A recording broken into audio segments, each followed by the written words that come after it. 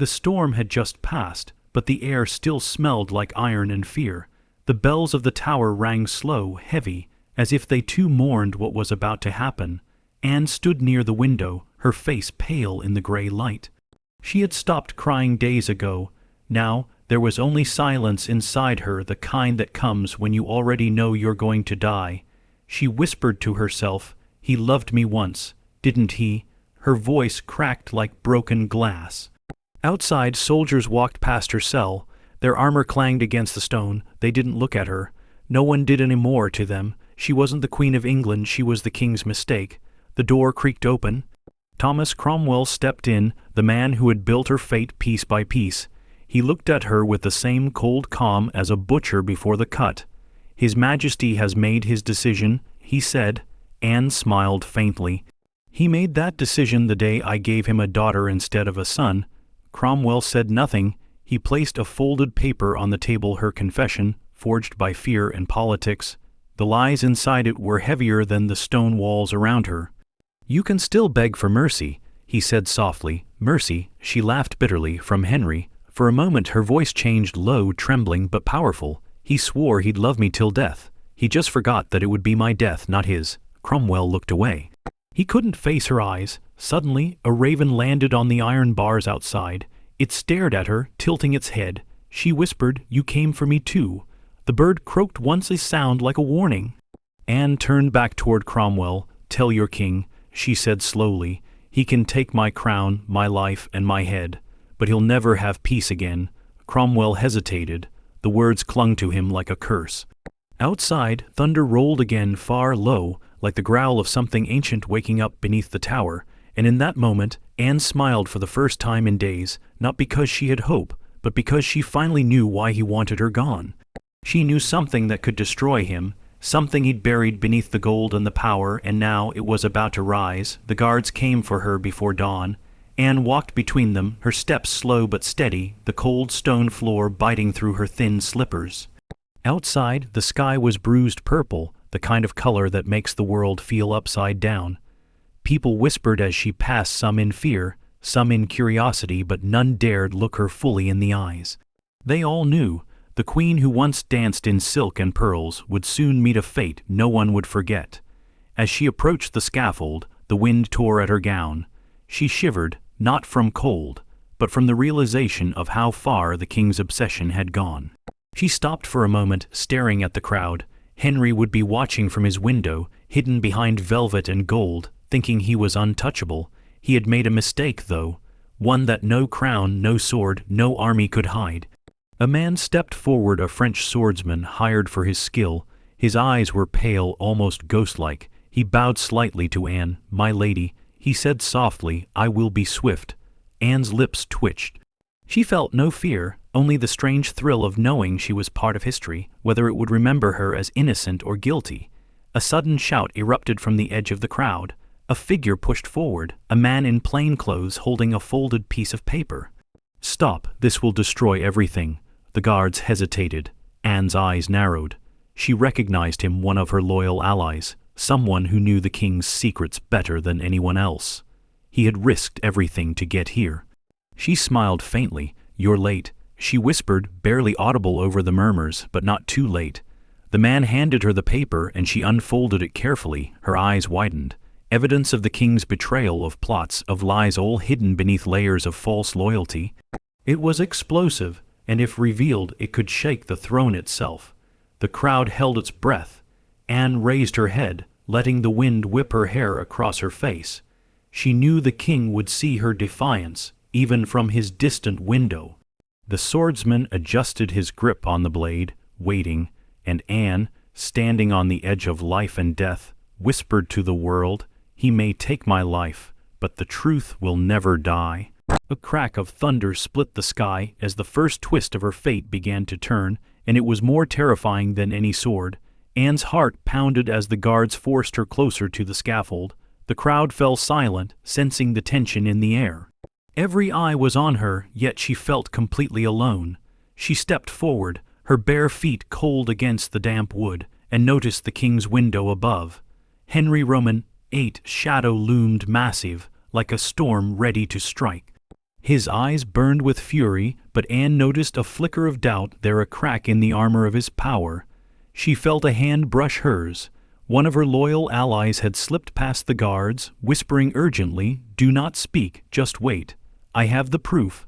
Anne nodded slightly. She knew this moment would decide more than her life. It would decide the secret history of the throne. The French swordsman bowed again, his blade catching the pale light. Anne felt no fear. Instead, a cold clarity settled in her chest.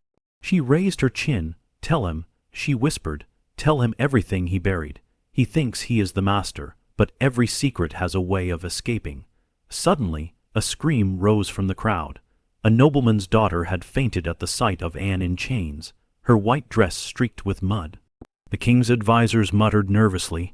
Anne's eyes glinted. She could see the panic spreading. The king had built a tower of lies, and it was starting to crumble. The man who had given her the evidence stepped forward, holding a letter that proved Henry's involvement in plots against the very families he swore to protect. Anne's hand brushed it, the paper trembling. She knew revealing it now could save her name, but would it save her life? A twisted smile curved her lips. "Henry," she whispered under her breath, just loud enough for the wind to carry it, "you may kill me today, but everyone will know what you really are." The air shifted. The crowd gasped as if sensing the storm about to erupt, the first twist of fate ready to strike at the king himself. The French swordsman raised the blade. Anne closed her eyes. And in that moment, the first secret she held against the king began to slip into the world, faster than any execution could stop it. Anne's knees touched the cold wood of the scaffold, but her voice remained steady as she began her prayer. The wind whipped through her hair, carrying the faint smell of wet earth and the distant scent of the Thames. She could hear the murmurs of the crowd, but they felt far away like echoes from another world. Her mind was sharp, alert. She had only one thought: the truth Henry had buried could no longer stay hidden. Suddenly, a messenger pushed through the guards, holding a small bundle wrapped in cloth. Anne's eyes widened as she recognized the symbol on the seal, her family's crest. Inside was proof of letters, conspiracies, and alliances Henry had tried to destroy, evidence that could topple the very crown he wore. She glanced at the king's window, and for a fleeting moment she imagined the shock on his face when the world saw what he had done. A whisper reached her from behind, soft but urgent. "This is your chance, my lady. Show them who you really were." Anne nodded, her heart steady despite the rising panic among the crowd. Even the soldiers looked uneasy now, sensing the power hidden beneath her calm. Henry's shadow shifted in the window, his fists clenched. He did not yet know that the scaffold, meant to end her life, was about to expose his deepest treacheries. Anne let the paper rest in her lap, waiting for the exact moment. Her lips curled into a quiet smile. The French swordsman adjusted the sword in his hands, his eyes flicking toward her. Anne's gaze met his. In that brief silence, the world seemed to hold its breath. Then a sudden shout erupted from the crowd. One of her allies had begun revealing the letters, passing them secretly to those who could understand their meaning. Panic rippled through the court. Anne whispered to herself, "He thinks he controls everything, but the walls have ears, the streets have eyes, and the truth never dies." A crack of thunder rolled overhead, and the king's face turned pale. For the first time, Henry VIII saw that his most carefully hidden secrets were slipping through his fingers, even as the executioner raised his blade. The French swordsman stepped closer, blade glinting in the dim morning light. Anne closed her eyes for a moment, feeling the cold breeze cut across her face. But instead of fear, there was a strange calm. She had prepared for this not just for herself, but for the secret she carried, the one that could shatter Henry's throne if it ever reached the right hands. A sudden commotion erupted at the edge of the scaffold. One of the king's own guards froze, staring at a shadow moving in the crowd. Anne opened her eyes. A messenger had slipped through the mass of onlookers, shouting that letters proving Henry's corruption were circulating among the nobles. The king's advisers panicked. Henry himself staggered back from the window, eyes wide, mouth opening and closing like a fish out of water. Anne's lips curved into a small, bitter smile. "You thought you owned me," she whispered to the empty sky, "but no one owns the truth." The swordsman hesitated, sensing the tension around him. Even he could feel the storm of power shifting. From somewhere in the crowd, someone shouted, the letters prove he lied." Murmurs erupted into chaos. The scaffold became a stage not just for death, but for revelation. Guards tried to push the crowd back, but whispers had already turned into shouts. Anne leaned forward slightly, her eyes scanning Henry's distant figure. The king's face was a mask of fury and panic.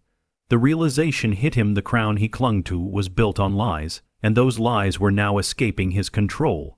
Her heart thudded, but she felt a strange sense of victory. Even if the blade fell, the secret she carried would outlive it. She whispered again, almost to herself, "You may end my life, but you cannot bury the truth."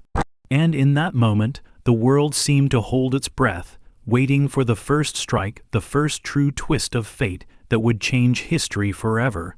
The blade hovered above her neck, silver flashing in the pale light, but Anne did not flinch. Around her, the crowd had erupted into murmurs, whispers of the letters spreading like wildfire. Henry's face, framed in the window, had gone ashen. For the first time, the king looked uncertain, vulnerable, exposed. Anne's eyes scanned the faces in the crowd, some shocked, some horrified, some in awe. She realized that even in chains, she held power that Henry had never truly understood. A single slip of a paper, a single witness willing to speak, and the entire kingdom could question everything he had done. Suddenly, the French swordsman froze mid-step. His eyes widened as a second figure appeared at the edge of the scaffold, one of Anne's closest allies, disguised as a servant, holding a small chest. "Now," whispered the ally. Anne's hand brushed against it, feeling the weight of secrets, letters, and proof that could ignite rebellion. The crowd gasped. Guards tried to intervene, but the chaos had already begun. Henry's advisors shouted, but their voices were drowned out by the murmurs of truth spreading. Anne leaned slightly forward, her voice cutting through the tension. "Do not let him fool you anymore. See what he really is." Henry's face twisted in rage and disbelief. He had orchestrated this execution to erase her, but instead, she had forced the world to witness his hidden crimes. The blade trembled in the swordsman's hand. Even he sensed the shift. The queen's power had not left her. Anne closed her eyes, steadying herself. The first drop of rain fell, cold against her skin, and the thunder that followed seemed to echo her words. Truth cannot be silenced. The king's empire of lies was cracking, and even as her life hung in the balance, she had delivered the first strike. Anne's eyes opened as the rain began to fall harder, soaking her hair and gown. The crowd was no longer just spectators, they were witnesses, some whispering in shock, some murmuring curses at the king. Anne could hear Henry's voice from the window, trembling now more with fear than anger. He had never imagined that the secrets he buried so carefully could rise at the very moment meant to silence her. One of her allies pushed forward, handing letters to the nobles in the front rows. Each envelope contained proof of betrayals, secret plots, and lies Henry had spun to consolidate his power. As the documents were read aloud, gasps echoed across the courtyard. Anne felt a strange satisfaction, knowing that even if the sword fell, the truth was already out. The French swordsman's hand shook slightly. He had been told his task was simple, a swift execution. But now the air was charged with chaos, tension twisting around him like lightning. Anne's calm, almost defiant gaze made him hesitate, and in that moment he saw her not as a victim, but as the orchestrator of a revelation far greater than her own death. A sudden shout rang out. One of the king's own guards had refused to touch her, stepping back and lowering his weapon. "I cannot serve a tyrant hiding behind lies," he declared. The crowd erupted in murmurs, and Anne's smile widened faintly. She realized that the very instruments of Henry's control were crumbling before her eyes. Henry's face twisted in disbelief, rage, and a hint of panic. He had expected obedience, silence, and fear. Instead, Anne had turned the scaffold into a stage of truth, exposing him in front of all England. She whispered under her breath, just enough for the wind to carry, "You may have the crown, Henry, but you cannot command the truth." And in that storm-soaked courtyard, the first real twist of history took hold. Anne Boleyn, condemned to die, had become the spark that would ignite Henry VIII's darkest secrets for all to see. The crowd was buzzing now, a mixture of fear and awe filling the air. Anne's eyes scanned the nobles, soldiers, and commoners alike, every one of them witnessing a king unraveling before their very eyes. She could see Henry pacing behind the window, his face pale and tight with rage, realizing that the scaffold meant to end her life had instead exposed him. The French swordsman lowered his blade slightly, uncertainty written across his pale features. Anne's voice cut through the murmurs, calm but sharp. "Look at him. See the man who feared the truth more than rebellion." A ripple of murmurs spread through the crowd. People began whispering about the letters, the plots, and the lies, their shock turning into fascination. One of her closest allies, a young nobleman loyal to her family, stepped forward and began reading aloud excerpts from the letters, exposing Henry's manipulations and secret alliances. The crowd reacted with gasps, whispers, and pointed fingers. Even some of Henry's advisers looked shaken, unsure whether to defend him or distance themselves. Anne's lips curved into a faint, defiant smile. "Do you see now why he wanted me gone?" she whispered under her breath. "Because the truth cannot be caged, cannot be silenced, not even by a king." Thunder rolled overhead as if echoing her words. Henry's shadow flickered in the window, and for the first time, fear overtook pride. He had orchestrated the execution, believing he was untouchable. But now, every eye on that scaffold saw him for what he truly was, a man clinging to power, terrified that his secrets would destroy him. Anne felt the cold touch of the executioner behind her, but her mind was elsewhere. The kingdom was shifting, the tide of history turning, and she had planted the seed. Even as the blade hovered above her neck, she knew that her death would not be the end. It would be the beginning of a revelation that no crown could suppress. Anne's chest rose and fell steadily as the executioner positioned himself behind her. The crowd's murmurs had grown into a low hum, like the city itself was holding its breath. She felt the rain soaking her gown, the cold seeping into her skin, but her mind was sharp, focused on the truth that was now spreading faster than anyone could stop. Suddenly, a commotion erupted at the far edge of the courtyard. One of the king's courtiers had been caught trying to destroy a letter. A bold young scribe had stopped him, waving the document above his head. The crowd gasped and pushed forward, eager to see the proof of Henry's secret manipulations. Anne's eyes flicked to the king's window. Henry's face was white, his jaw clenched, a mixture of fury and panic twisting his features. French swordsman adjusted his grip on the blade, his confidence wavering.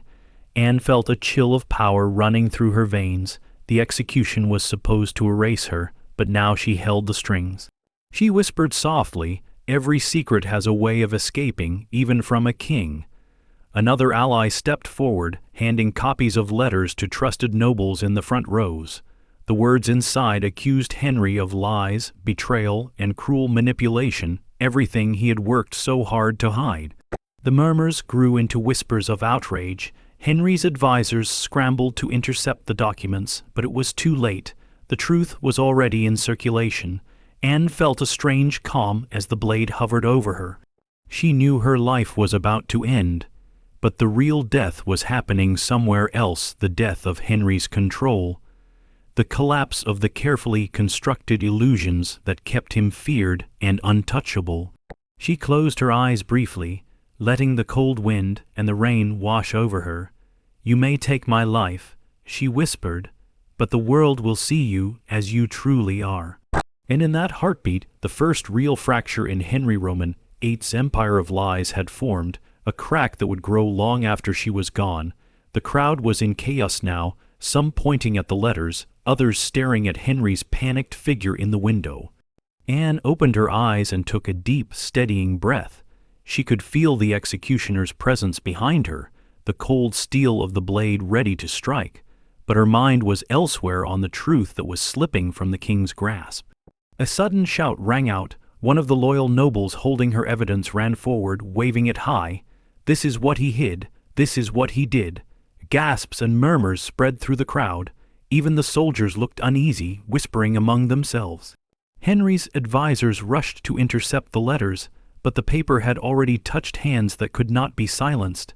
Anne's lips curved into a small, defiant smile. You wanted me gone to hide your secrets," she murmured. But the truth cannot be killed. The wind howled, carrying her words across the courtyard, and the crowd shivered as if sensing the weight behind them. Henry's shadow fell across the window, and for the first time he seemed small, human, vulnerable. The king had spent years constructing fear and obedience, but it all unraveled in moments. Anne felt a surge of grim satisfaction, not for herself, but for the justice that had begun to take shape. The French swordsman's hands trembled. Anne tilted her head slightly, letting the rain wash over her face, and whispered to the world, "You may take my life, but the secrets you buried will haunt you forever." A thunderclap split the sky, echoing her words, and in that moment, the first true shock of Henry VIII's downfall began to ripple through history. Anne felt the cold steel brush the back of her neck, but she did not flinch. The letters had circulated now, and the murmurs of the crowd had grown into open chatter, nobles whispering secrets of the king's betrayals, soldiers questioning orders, commoners pointing and staring. The scaffold, meant to erase her, had become a stage of revelation. Suddenly, a figure darted forward from the crowd, a young scribe carrying more evidence of Henry's hidden plots. He was stopped by a guard, but Anne's eyes flashed with recognition. "Let him through," she whispered, voice carrying over the wind and rain. The guard hesitated, then stepped aside. Henry's face appeared in the window again, pale and contorted. He had realized that his power was slipping in real time. The king had thought execution would silence Anne, but instead it had amplified the truth. She could see the fear in his eyes, the panic of a man who no longer controlled the narrative. Anne's lips curved into a quiet, bitter smile. "You thought you could bury everything with my head," she murmured, letting the words drift into the air. "But the world sees you now, and the truth has wings you cannot clip." The French swordsman's hand trembled. The moment of death had become a moment of power, and Anne's calm defiance made the air feel electric. Even the guards felt it, the weight of history turning, a secret rising above the threat of steel. Anne closed her eyes briefly, letting the storm soak her, feeling that she was both at the end and the beginning of something far larger than herself. The king's empire of lies had just begun to fracture, and she was its spark. The French swordsman raised the blade again, his hands tight but hesitant. Anne's eyes met his for a brief moment, steady and fearless, and he felt something he had never expected, awe, even fear, at the calm resolve of a woman condemned yet untouchable in her influence.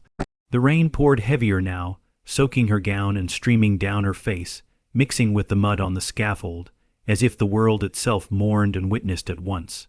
From the crowd, another ally stepped forward, holding a small bundle of letters and documents. He began distributing them quickly to the nobles, who read in stunned silence. Each paper revealed another layer of Henry's hidden manipulations, secret deals, betrayals, and lies that had allowed him to seize control of so many, yet now left him exposed. Anne's lips curved slightly. Even in chains, she was orchestrating the undoing of a king. Henry's figure loomed in the window, rigid with disbelief. The king had imagined this execution as the final act, the erasure of a woman he deemed a threat. But now every eye in the courtyard, every whisper, every gasp, carried pieces of his deceit into the open. Anne felt a thrill of grim satisfaction. Her life was fleeting, but the power she wielded now was undeniable. "Look at him," she whispered under the storm's roar, her voice carrying to the crowd. "See what lies hide behind his crown. See the man who fears his own shadows." Murmurs spread like wildfire. The air vibrated with tension, and even the swordsman hesitated, sensing that the scaffold had shifted from a place of death to a stage of reckoning. Anne's heart steadied.